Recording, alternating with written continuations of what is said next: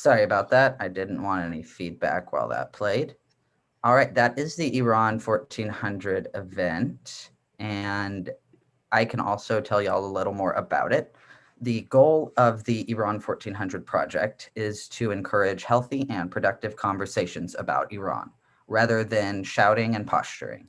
The project hopes to make a constructive contribution to understanding Iran and aspires to better interpret Iran's past and present in order to more accurately perceive what Iranians consider a viable future for their country.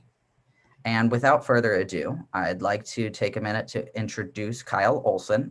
Kyle Olson is an anthropologist specializing in the intersection of geopolitics and archaeology in Iran. He received his PhD in 2020 from the Department of Anthropology at the University of Pennsylvania. His research has been supported by the American Institute of Iranian Studies pre-doctoral dissertation research fellowship, the Lewis J. Kolb Society of Fellows Junior Fellowship and Greenwald Project Fund, as well as a University of Pennsylvania Museum Directors Field Fund research grant. His scholarship focuses on both the ancient world and the recent past.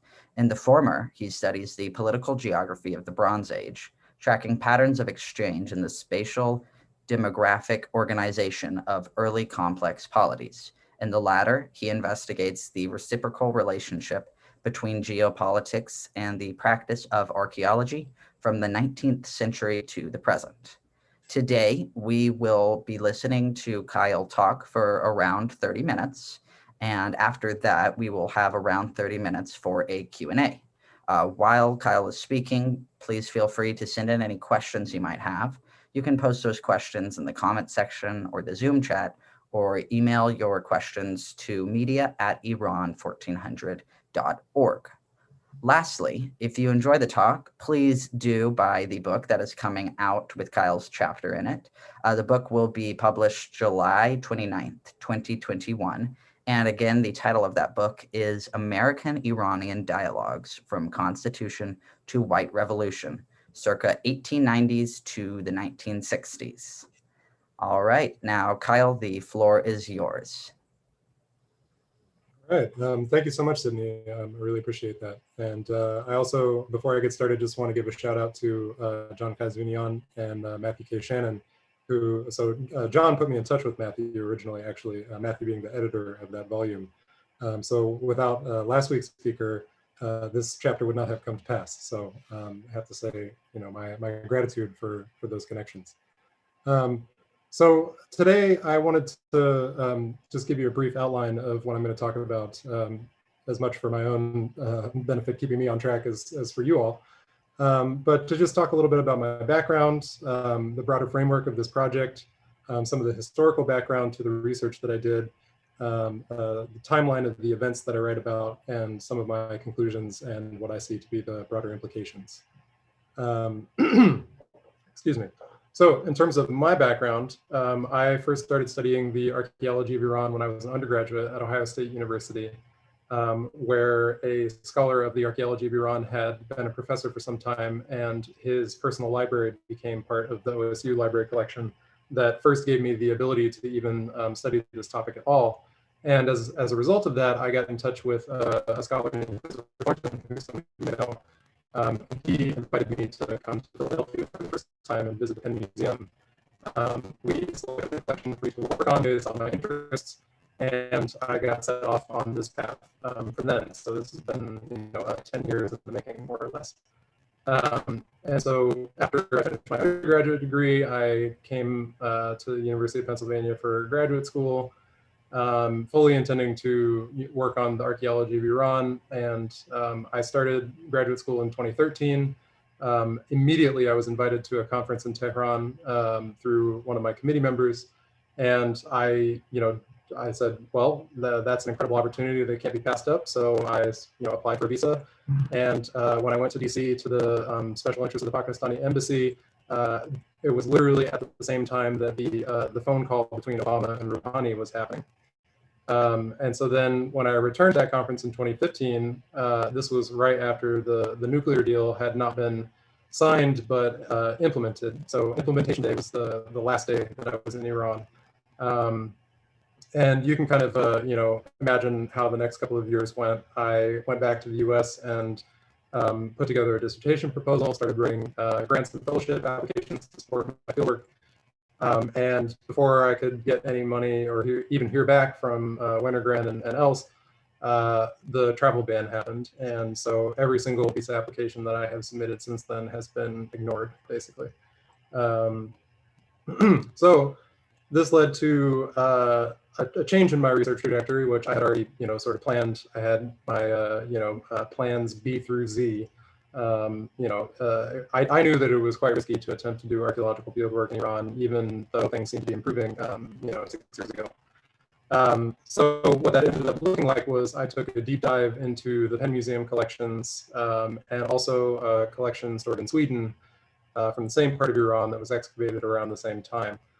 And this research required a special approach because a lot of this data was collected under conditions that are radically different than those prevailing now.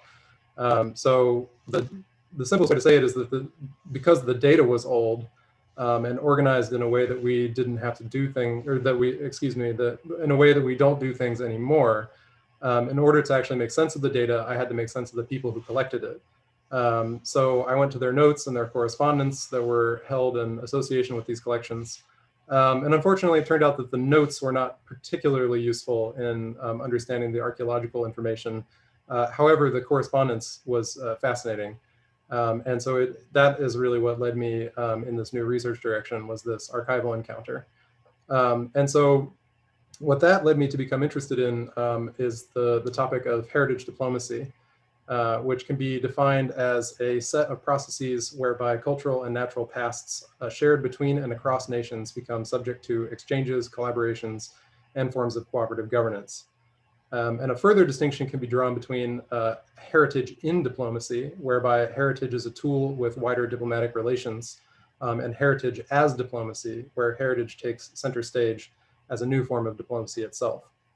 And so the thing is, though, while culture and heritage are supposed to, or at least could, constitute a benign forum for a soft power negotiation, they're in fact intimately connected to things like national identity, sovereignty, territory, and history making.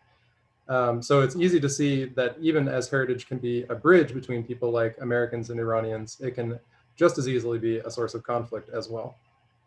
And I think the U.S. Iranian relationship in particular shows this quite well. So part of the research that I have been doing, and which informs this particular chapter, is to create a history of American archaeological projects in Iran, or rather to gather together all of the evidence and to create a timeline of the projects and involvement. And so at current count, from 1930 until the present, there have been approximately 45 American archaeological digs in Iran and approximately 20 surveys. Those numbers will probably increase as I find out more over the next couple of years, but I don't think that they'll go up too terribly much.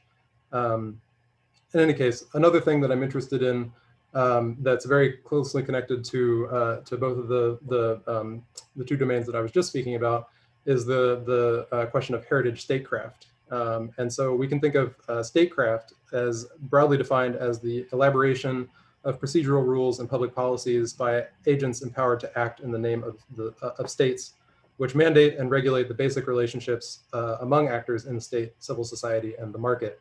And so this is a sort of new and emerging subfield within cultural heritage studies to focus on the way that the state manages heritage. So this is also part of my research agenda as well, is to study heritage statecraft in Iran historically, but also in terms of the contemporary moment, and focusing on the new Ministry of Cultural Heritage, which was formerly a sub-ministerial division called the Organization for Cultural Heritage, Handicrafts, and Tourism, which is now the Ministry. So what that means in effect is that the head of that organization is now actually a cabinet minister, as opposed to a sort of mid-level bureaucrat. And that's the culmination of 2 decades worth of policy and organizational changes within the heritage management sector in Iran, which is very important, and I think needs to be investigated and written about further. So that also feeds into the work that I'm going to be doing as a postdoc in Turkey next year, investigating the relationship between heritage and development. And Iran is a really very interesting case to look at the interrelationship between regional development schemes and archaeological fieldwork, both in terms of the funding and the kinds of technical assistance programs that foreign specialists were engaged in countries like Iran, but also in terms of the legal architecture and framework, and then the geostrategic competition that emerged between the United States and the Soviet Union over the course of the Cold War in terms of archaeology as a form of foreign aid.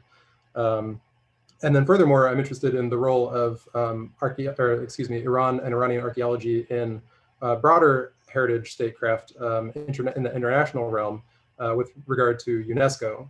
So in the 60s and 70s, Iranian representatives to UNESCO actually played a fairly outsized role within that organization relative to other basically countries that were not the United States, Western Europe, the Soviet Union, and Japan. So that's interesting, and that's going to be,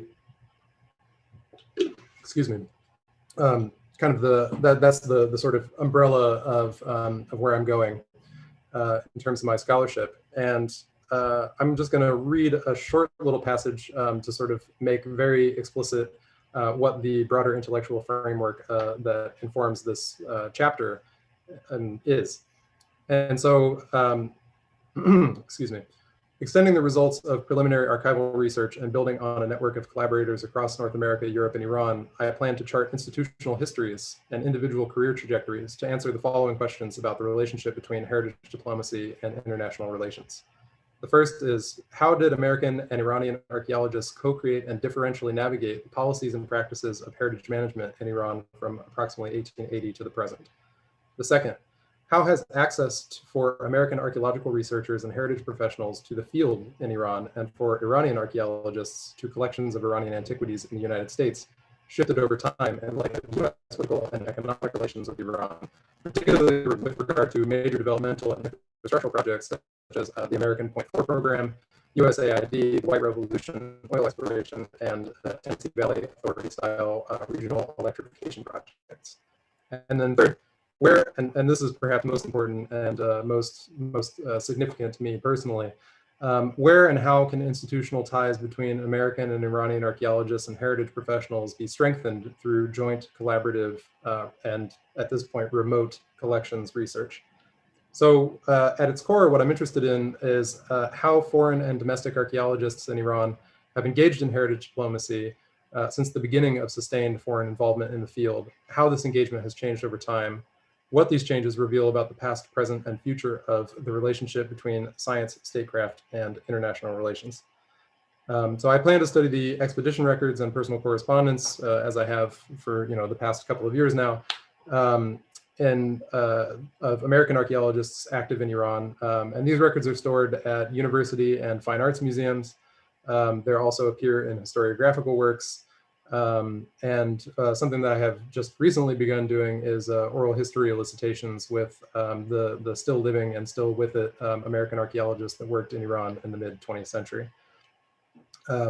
So my ultimate goal is to assemble a set of documents and eyewitness testimony that can illuminate precisely how these institutions and their representatives undertook the practical activities of heritage diplomacy in the past, or the recent past anyway.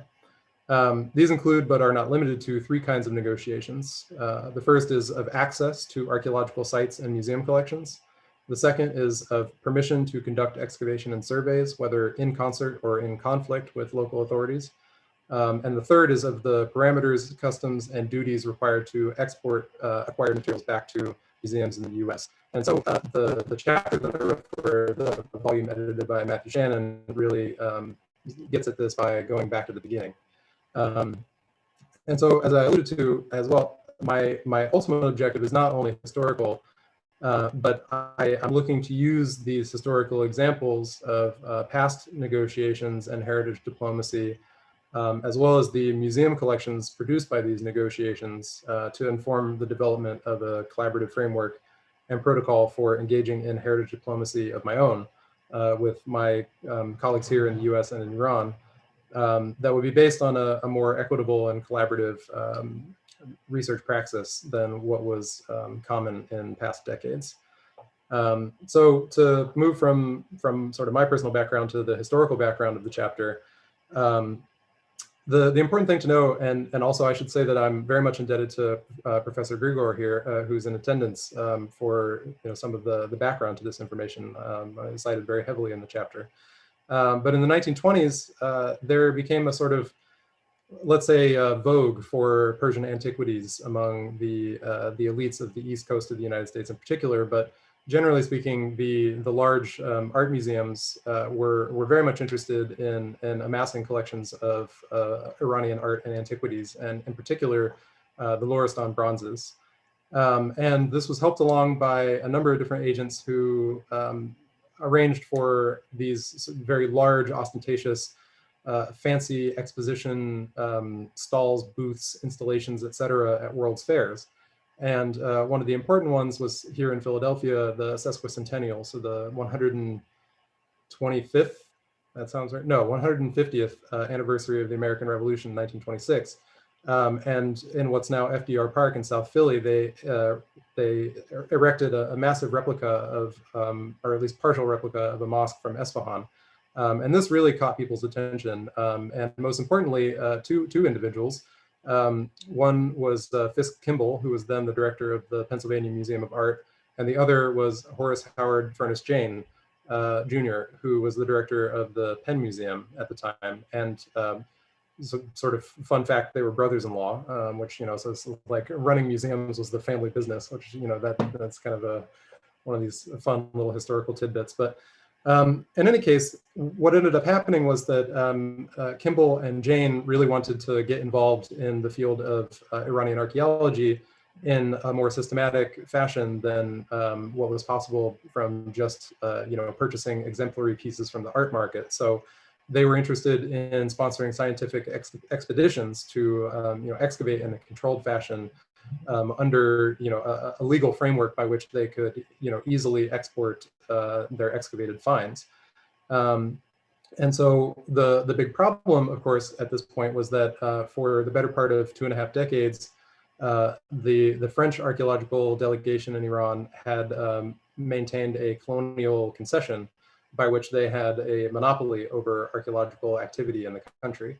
So the first thing that had to happen was to get rid of the concession, which the U.S. State Department through getting the timeline right here is very important. But basically, so both Kimball and Jane were closely connected to Wallace Murray, who was the nearest desk chief at the U.S. State Department. And they basically convinced him to tell his agents in Tehran to convince the French to relinquish their monopoly, which it took the better part of a couple of years to hash this agreement out. And they basically, they fought it tooth and nail, but eventually they capitulated and relinquished the concession with the agreement that a French national would be the director of antiquities in Iran and in control of the National Museum. So yeah, basically the point of this chapter was then to analyze these diplomatic struggles over the beginning of the American archaeological enterprise in Iran. And in so doing, I think, and what perhaps may be most interesting for this audience here, is that telling this very specific story revealed the general character of U.S. Iranian bilateral relations in the 1920s and 30s, which I think is, I wouldn't call it exactly a thin spot, but it's a sort of, I think the degree of active intervention on the part of the U.S. State Department in Iran during this period has been somewhat underappreciated. Right, so let's see, where are we here?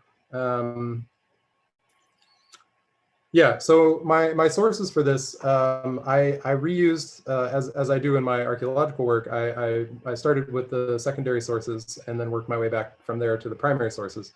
And so there's a really unusual and interesting monograph called The Great American Plunder of Persian Antiquities by a historian named Mohammed Qoli Majd. And he was criticized very severely for this book when it came out, by Iranian archaeologists and others who questioned his sort of theoretical framework and his political positions that he takes in the book. But I think they threw out the baby with the bathwater because the lyrics of it are superb. I mean, I went and actually read the same documents that he did, and additional documents as well. And what I found was that his synthesis and telling of the story is unimpeachable. So despite the fact that he had this sort of nationalist framework, I mean, it's right there in the title of the book, right? The Great American Plunder. That I'm kind of less interested in, I suppose. But the point is that what I actually analyzed for this was a dense network of correspondence between Kimball, Jane, Wallace Murray, who I've mentioned, the Orientologists Arthur Upham Pope and Ernst Emil Herzfeld, who were sort of big characters in Iranian art and archaeology at the time, and then also a variety of different diplomatic functionaries working at the American Legation in Tehran, as well as a sort of lesser known character in the story, Frederick Wilson, who, as it turns out, was the person who excavated the collection that I first worked on as an undergraduate when I first came to Penn. So it kind of comes all full circle for me, personally at least. And so the interesting thing about Wilson is that even though he played a minor role in shaping events, or at least that's how I see it, he was a significant figure because he was the very first archaeologist of any nationality, but specifically the first American archaeologist to apply for and receive an excavation permit after the ratification of the Iranian Antiquities Law of 1930. And more importantly, what Mohammad Qolimaj did not have access to was Wilson's personal archive of a correspondence, which provides some additional background and detail on some of the motivations of the different major players in this story. And so, yeah, his letters provide a much needed context on the stakes of and contestations over the passage of the law, showing, as I said before, a greater than expected degree of direct intervention on the part of the U.S. State Department in Iranian politics during this period. All right, so I kind of blended the timeline and the background there a little bit. But the important thing is that as much as these foreign institutions, these museums and universities, were interested in entering the field of Iranian archaeology and explicitly sought diplomatic support for making this happen, Iranian politicians also saw these foreign archaeologists as useful tools in their own right. So what I found to be really interesting was that the Society for National Heritage, the Anjumane Asar Milli, was very, very deliberate and active in courting and cultivating, and in fact, in some cases, funding these individuals such as Pope and Herzfeld to come and basically it was kind of seen as a mutually beneficial arrangement where everyone could get what they wanted, qua themselves and against the French, basically. So the Society for National Heritage wanted an antiquities law in order to regain control over the national heritage of Iran. Herzfeld wanted an antiquities law because he wanted to dig at Persepolis. Pope wanted an antiquities law because he wanted it to be easier to get artifacts in and out of the country for art shows and for his collections dealings and so on. And the Western museums wanted to build their collections, and this is in the context of the Louvre and the British Museum, having these magnificent digs like at Susa in Iran, or Tut's tomb was only a couple of years before this, right? I mean, you have to imagine the sort of public context and glamour associated with foreign archaeological expeditions. And for an up-and-coming institution like the PMA or the University of Pennsylvania, this was a very attractive prospect to raise their profile nationally and internationally. So what ended up happening, though, was that neither Pope nor Herzfeld was a particularly skilled diplomat. And they had their own agendas, and so the PMA and the Penn Museum basically decided, like, all right, we can't rely on these guys, so we need to bring in our own man. And that person was Frederick Wilson, who really didn't know anything about Iran or Near Eastern archaeology, but he went to college with Jane at Harvard. And subsequently, he had gone on expeditions to Madagascar, to China, Tibet, etc. Evidently, his primary qualification for this position was that his French was excellent. So, he could communicate with, any of these, fancy diplomats in a capital such as Tehran. But in any case, so in his own words, basically his job was to, that Wilson's words, that is, he saw his job as dictated to him by the director of the Penn Museum to basically mediate between all the different parties in the negotiation and to hash out an agreement that was palatable to all. Now, the extent to which he actually did that, not 100% clear, but I think that the perception was that he did actually, make it possible for all these negotiations to actually end in the result that everybody wanted. And the recognition of his efforts, I think, is clearly shown by the fact that even though he wasn't an actual trained archaeologist, the Penn Museum authorized him to do their first excavation, as a sort of reward for a job well done. So beyond the Wilson and Jane story about shepherding the various drafts of the bill through the Iranian legislative process of the late 1920s, I also studied the expedition records of the first 3 American digs in Iran. So first Wilson at Turing Tepe, and then there were multiple projects that were directed by a German who worked for the Penn Museum named Erich Schmidt. He excavated at Tepe Hisar in Damghan, and then at Rey and Cheshma Ali in the vicinity of Tehran. And then the third was also directed by a German. This was by Herzfeld, but this time sponsored by the Oriental Institute of Chicago. And so what I learned from studying these expedition records was basically the story of how, in the first instance, the law itself, the new law, the Antiquities Bill of 1930, was actually implemented in practice. And the kinds of struggles and conflicts that emerged over the interpretation of specific articles of the law. And so I pulled out a really, what I think to be great and rich and telling quote from Fred Wilson, where he says, and this is in, I guess, like December of 1930, shortly after the law has been passed, writing to Jane, the director of the Penn Museum. He says, "The law itself is a novelty. Every precedent for its administration has to be created, and the official hierarchy in general has to learn what its clauses mean and how they are to be applied. The first excavators will serve as laboratory animals for this course of education, and they will need plenty of tact, patience, and diplomacy." And so, that I think was true of Wilson, to a lesser extent of Schmidt. He's described by one source in a letter as having a quote unquote aggravated case of Hitleritis, which is, I suppose remains to be, verified. But in any case, that someone would say that in a letter about him, I think is telling. And then further, Herzfeld, it went very badly downhill. And in fact, he was relieved of his directorship of the Persepolis dig and replaced by Schmidt. So,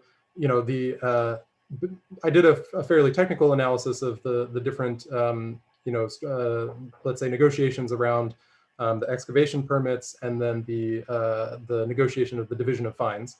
And what I found was over the course of the first 3 excavation permits, basically the hoops got greater in number and higher off the ground that the foreign archaeologists had to jump through in order to receive permission and authorization to excavate. And then with respect to the division of fines, the stakes of that became higher and higher over the course of the first 3 digs, and ultimately resulted in a sort of let's call it diplomatic imbroglio that really is truly astounding, in which the University of Chicago, the Oriental Institute, basically extorted the Persian government to receive a greater than lawfully stipulated share of the excavated finds, which included the 30,000 tablets, which were only just returned in 2019. Getting kind of lost track of time here, but I think we're getting kind of close to 30 minutes. So I'll just move on to my concluding material. So I guess the big question is, so what did I learn about the general condition of U.S.-Iranian relations during the interwar period and the early years of Pahlavi rule by examining these episodes of heritage diplomacy? I would say the main thing is how American individuals, institutions, and statespeople navigated and negotiated the business of statecraft and policymaking in Iran during the late interwar period, being the interval just before the United States emerged as the preeminent imperial hegemon in both Iranian and global affairs. And so one illustrative point, which is highlighted by the historian James F. Good, is how the U.S. diplomatic corps reacted to Hertzfeld's initial permit for excavation at Persepolis. Because the director of the Oriental Institute, Jim Breasted, had understood this permit as an option for a future concession rather than an outright and immediate authorization, he almost didn't accept the agreement and fund the excavation, which would have been a huge slip on a banana peel. So reflecting on this, one of the American legation members wrote to another expressing his dismay that American efforts in Iran represented one flub after another. So in the preceding 10 years, this had included the outright murder of an American consul, the failure of an American banking advisory mission, and complications related to railroad investments. So in this context, the U.S. State Department officials in the American legation in Tehran believed that that archaeology represented the United States' best chance of increasing American prestige in Iran during this time. So the desk chief, Wallace Murray, urged his diplomatic corps to support American archaeologists in Iran at all costs. As in 1930, it seemed to represent the best opportunity and brightest hope to burnish the American reputation in Iran. And so I read these statements and these letters in the context of what James Bill calls the quote unquote growing reservoir of goodwill between the United States and Iran for the Second World War, in which the United States was seen as a geopolitical counterweight to the machinations of the British and the Russians from the preceding century. And so this goodwill has been seen to have accumulated largely due to the activities of individual Americans living in Iran, such as the Baskervilles, Samuel Jordan, Lewis and Grace Dreyfus, and so on. And so I guess what I learned is that we should really be adding individual archaeologists and art historians to this list, including Frederick and his wife, Suzanne Wilson, Arthur Upham Pope, a guy named Myron Bennett Smith, and two archaeologists by the name of Joseph Upton and Charles K. Wilkinson, who excavated for 10 years at Nishapur during this time. And so the events that I narrate in the chapter show that in contrast to the failed American efforts on behalf of oil companies to involve themselves in Iranian oil fields during this time, American archaeologists were extraordinarily successful in negotiating access to the field in Iran during the 1920s and 30s. But what I showed was that the negotiation was not conducted by archaeologists acting alone. Rather, and in contrast to arguments that the United States pursued a non-interventionalist policy in Iran until after the Second World War, that in fact there is ample attestation of U.S. State Department involvement in Iranian politics through archaeology. And so, yeah, as I mentioned, the Persepolis affair of 1934 and 1935 was seen as by the American diplomatic corps as an extraordinarily high stakes event, requiring the personal intervention of the American minister to resolve the dispute over in terms of the concession between Hertzfeld, the director of the OI, the Iranian prime minister, and the Shah. And I've already talked quite a bit about Wallace Murray, so I think I want to move on to the thing that I think is perhaps the most striking conclusion that emerged out of this, and one that I still don't really know exactly what to do with, but certainly we'll be writing more about. And that is that there were a number of external factors that were impacting the set of heritage diplomacy and heritage statecraft events that I was analyzing, and surrounding the drafting and ratification of the Antiquities Bill of 1930. And that was that this legislation was seen by all parties as representing a sort of legal trial balloon concerning oil and mineral exploration, because it had everything to do with the question of the dispensation and ownership of resources under the ground. And this was explicitly commented upon by numerous individuals, including Abdul Hossein Temurtash, Hossein Allah, all these major characters in the story. in their correspondence with each other and with the archaeologists. I mean, I guess I mostly had access to the correspondence with the archaeologists, but in any case, so to me that's a very striking thing, that the question of mineral and timber rights, and the question of the rights to archaeology. It's I read this in the context of these colonial concessions of like railroads, tobacco, telegraph, etc. And I think that archaeology hasn't really been considered in that conversation, and I think it would be very revealing actually to do so. And in some cases, access to those archives might actually be easier than trying to get into BP or whatever. Although Greg Brew has done some great work with the BP archives, so it's not impossible. But in any case, what this really showed was that in the 1920s and 30s, as today, foreign archaeological enterprise and geopolitics are inextricably linked. And it remains difficult to understand the historical contours of the former without some consideration of the latter. So as we all know, U.S. Iranian bilateral relations have been riddled with contradictions, even at times when ties were strong. So even as American archaeologists established a relatively positive track record in the field of Iranian archaeology, the early history of this period was characterized by gross power imbalances, which continued for decades. And it was really only in the 1960s that Iranian heritage professionals were able to renegotiate the terms of the Antiquities Law and make it less favorable to the foreign expeditions, and in fact ended the practice of division of fines altogether. But that's the 60s and 70s are the subject of my ongoing and future research, so I'll have more to say about that in the future. But in any case, the important historical lesson that I draw from this is that the 1920s and 30s show that American institutions, through their prestige, financial clout, and personal connections to State Department officials, were able to extract concessions from the Persian government in the form of renegotiated permits and generous division of fines agreements. These power imbalances and their shifting configurations over time constitute the subject of my ongoing research into the history of American archaeological expeditions to Iran, which, as I mentioned before, is informing a sort of a reparative project in order to figure out where all this stuff is here in the United States and how to document it and make it accessible to the Iranian archaeologists who would like to use it, and more importantly, who own the other half of the collections. So I see this history as a really important warrant for reestablishing connections in whatever way is possible under current circumstances. So that's all I've got. Thanks for your attention. I'm really glad that you're all here, and I look forward to your questions.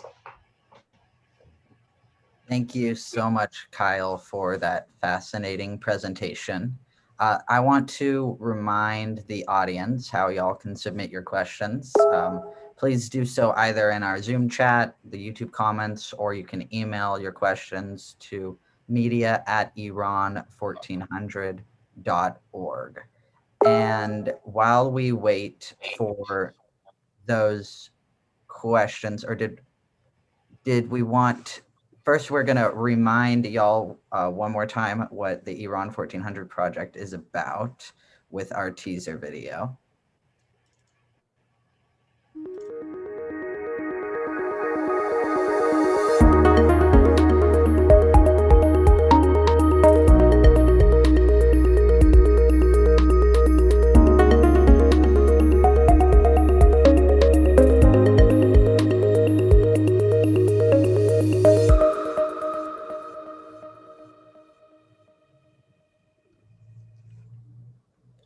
Awesome. And that was for anyone who might have missed it. Please do check out our website at Iran1400.org.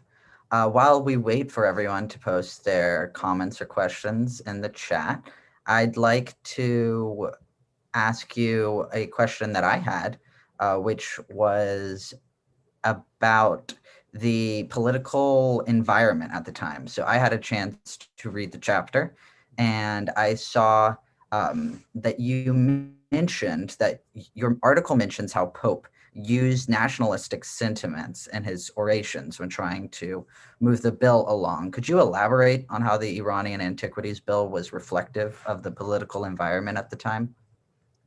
Sure. Yeah. So I think for me, the most important sort of scholarly monograph that's come out recently is by on this topic is Reza Zia Ibrahimi's, and the exact title of it's escaping me now, but it basically studies the relationship between the sort of let's say Aryan ideology and Pahlavi statecraft. So in the context of this sort of let's say like imperial embarrassment over the course of the as it was perceived by those who were active, that the Iranian there was an influential group of Iranian statesmen, politicians, etc., who basically in their as a result of the encounters that Iran had with foreign imperial powers over the course of the 19th and early 20th century, came to believe that it was required and necessary to have a sort of national revitalization. And there were a variety of different models that were proposed for this. You had, similar to in Russia, where a similar kind of debate happened between the Westernizers and the Slavophiles.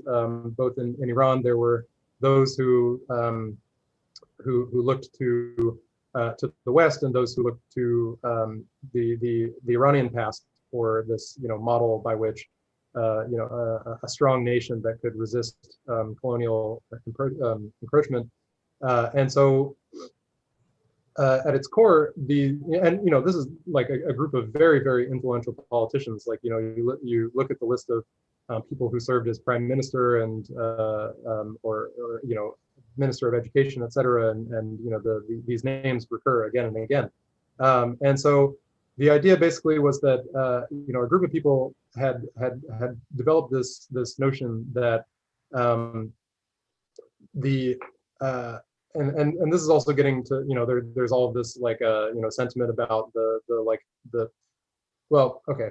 an easier way to explain it is that it became very attractive in this context to look back to the times in which Iran had been this glorious world empire. So the Achaemenids and the Sasanians, but the Achaemenids in particular, and that became a sort of source of this kind of primordial essentialist the kind of raw material from which nationalism is created in all contexts. And so Pope basically recognized that and drew upon those sentiments and pre-existing dispositions in order to make his rhetorical case for why it was necessary to have an Antiquities Bill. And to regulate the conduct of art historians and archaeologists in Iran, because through by having a legal framework, people would be able to do this research.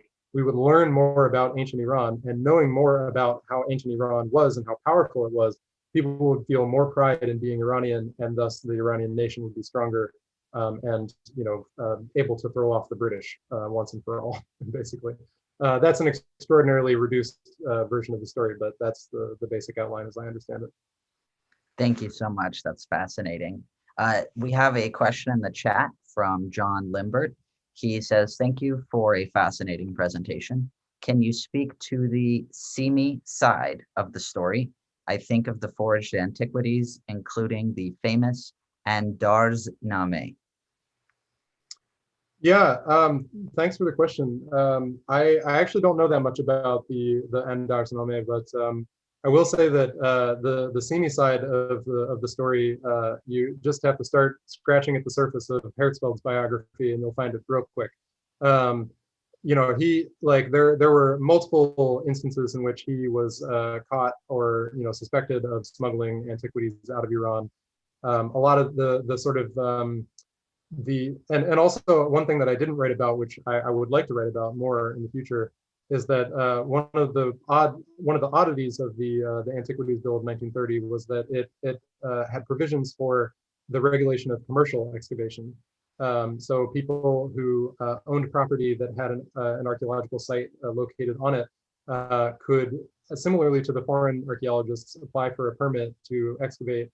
And thus, retain basically all of the finds on their property, and so this became a big, a lucrative business. In fact, actually, so one of the things I didn't talk about today was that the big obstacle to passing the Iranian Antiquities Bill of 1930 was the opposition of major landowners who basically wanted the antiquities law to protect their interests and their ability to conduct commercial excavations on their own property and own all of the resulting finds. So yeah, the SEMI side of things has a lot to do with these sort of unsystematic excavations, the commercial art market, and people's attempts to smuggle antiquities out of the country. And I guess when I say attempts, that makes it sound like they were stymied, but they certainly were not. And times in which people were caught, it was one of those things where like it's a figure ground reversal kind of situation where it's like, everybody recognized that like this was going on, but the incidents in which people were caught, and we have a historical record of this, are times in which some official at whether the provincial or central government level basically decided, all right, we need to make an example out of somebody so that we can reassert our control over this particular domain. But yeah, no, I'd like to know more about the Andarsname, because I think also too, yeah, this context in which commercial excavations and this inchoate regulatory framework did certainly encourage the production of forged antiquities. And I guess just off the top of my head too, I'm thinking now the explorer Sir Oral Stein. I was just rereading a biography of him a couple of weeks ago, and that was one of the really interesting things that came out of his early explorations in the Tarim Basin in northwest China was all of these different manuscripts and so on, forgeries that had showed up on the art market in Pakistan and India where he was living. And basically he went and tracked down the guy that made them and tricked him into revealing the fact that he had actually forged all of this stuff. So I think there's a great deal of possibility in terms of a close reading of the items in these museum collections. Although I think that that this is something that the art historians, conservators, and keepers of collections are probably more qualified to speak on than me. Thank you so much, Kyle. Please, everyone, if you have any more questions for Kyle, feel free to just type them in or comment them in the chat. I wanted to ask another question. What was the reaction to so your article wrote a lot about the reaction to the United States from the Iranian government. What was the reaction from the British, French, and the other imperial powers when the US came and got this extra power, this access? Yeah, so the French were pissed, as you can imagine. They'd had a monopoly for like almost 3 decades, but they also had monopolies elsewhere, and in particular in Afghanistan, which they still hold, actually, believe it or not. So the French delegation, French archaeological delegation in Afghanistan still maintains a colonial era concession of this kind.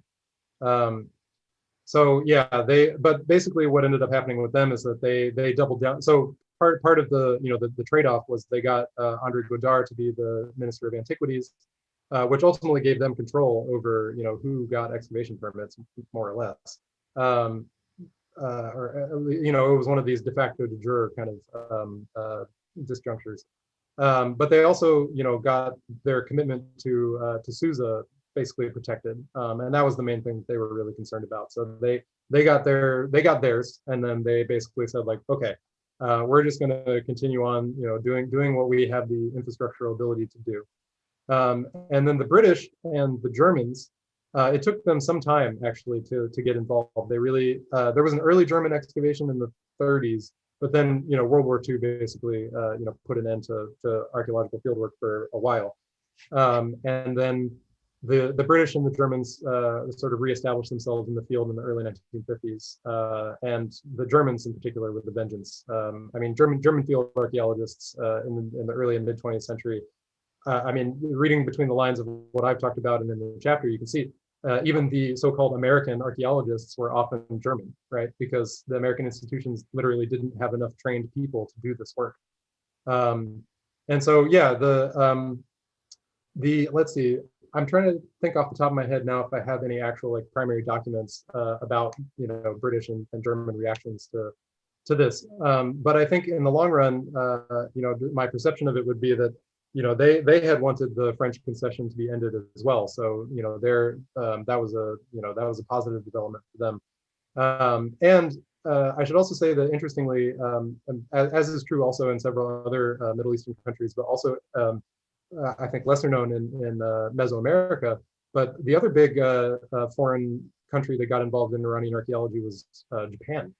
And so that began in the 1960s, and of course was only possible because of all of this.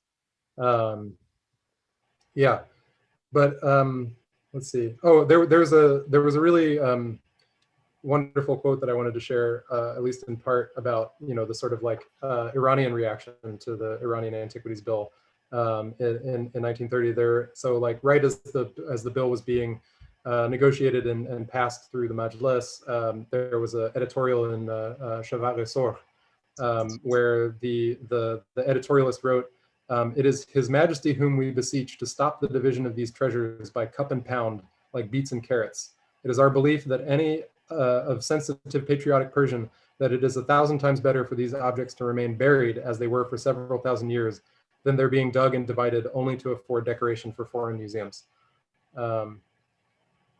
Yeah, so yeah, actually that was in response to the division of fines of Persepolis rather than the bill itself, I'm remembering now.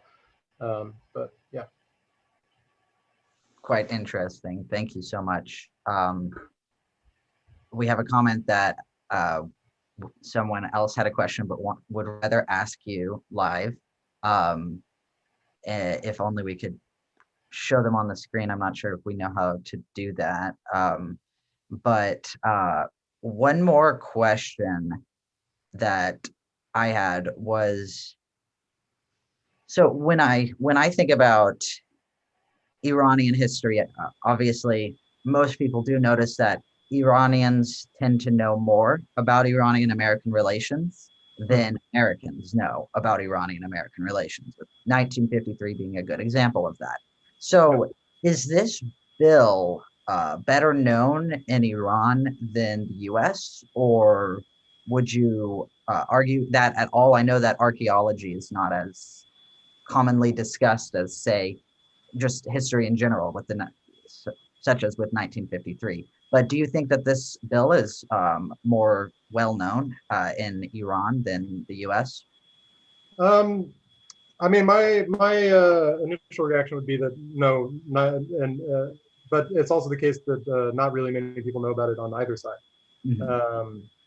Yeah, and I guess the big, I mean, so kind of related to that though, it's very interesting to me that there was, multiple generations of American archaeologists that received their primary field training in Iran, and moreover, there was a major intellectual shift that happened in the field of archaeology in the 1960s and 70s with the emergence of a positivist paradigm of the quote unquote new archaeology, the systematic scientific archaeology of the future, where they basically had the atom bomb, didn't just freak out the politicians, it freaked out all the other scientists too. They were like, oh my God, we have to be like the physicists, and so a lot of those case studies that then became these very important theoretical and methodological texts in Anglophone archaeology, full stop, were written about Iran.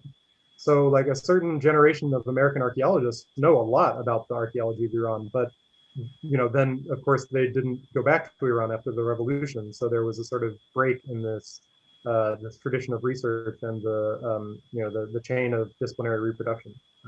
So I think the history of American archaeology in Iran is better known in Iran than it is in the U.S. I guess is the roundabout way of answering your original question. Thank you so much.